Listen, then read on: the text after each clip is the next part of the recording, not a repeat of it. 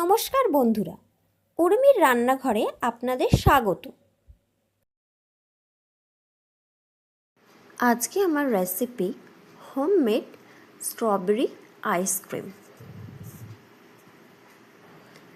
এটি অপূর্ব স্বাদের খেতে হয়। আসুন দেখে নেওয়া যাক আমার এই রেসিপিটি।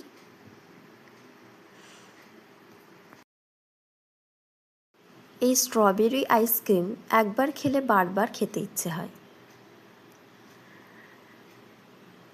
এর জন্য আমি প্রথমে 1 লিটার গরুর দুধকে ফুটিয়ে ফুটিয়ে ঘন করে নিয়েছি। নিয়ে স্বাদ অনুযায়ী চিনি দিয়ে দিয়েছি। চিনি দিয়ে ঘন করে নেবার পরে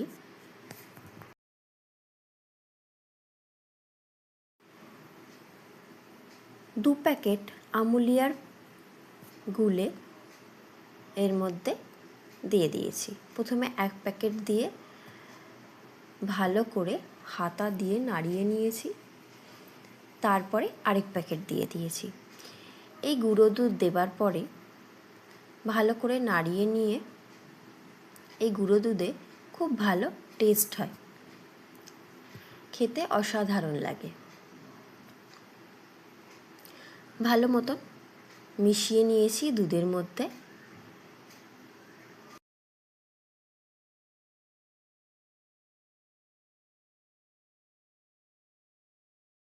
অন্যদিকে আমি গরম দুধ খানিকটা বাটির মধ্যে তুলে রেখেছিলাম, তার মধ্যে 2 চামচ কর্নফ্লাওয়ার গুলে নিচ্ছি। 2 চামচ দিয়ে কর্নফ্লাওয়ার গুলে নিয়েছি। নেওয়া হয়ে গেছে ভালো মতন। এবারে এটা দুধের সাথে মিশিয়ে নেব। দুধের সাথে ঢেলে দিলাম, দিয়ে ভালো করে হাতা দিয়ে মিশিয়ে নেব। মিশিয়ে ততক্ষণ নাড়ব যতক্ষণ না এই দুধটা ঘন হয়ে যাচ্ছে, দিয়ে থিকনেস আসছে।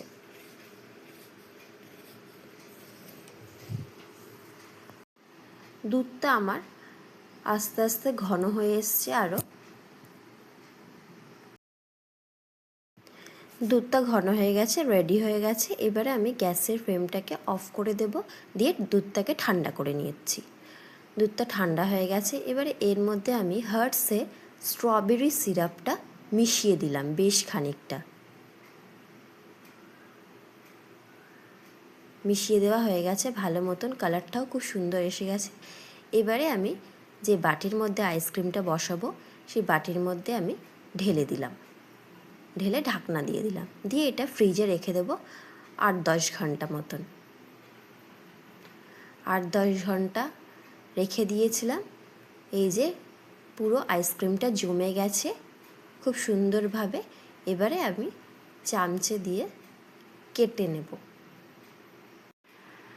হয়ে গেল গরমে ঠান্ডা ঠান্ডা স্ট্রবেরি আইসক্রিম।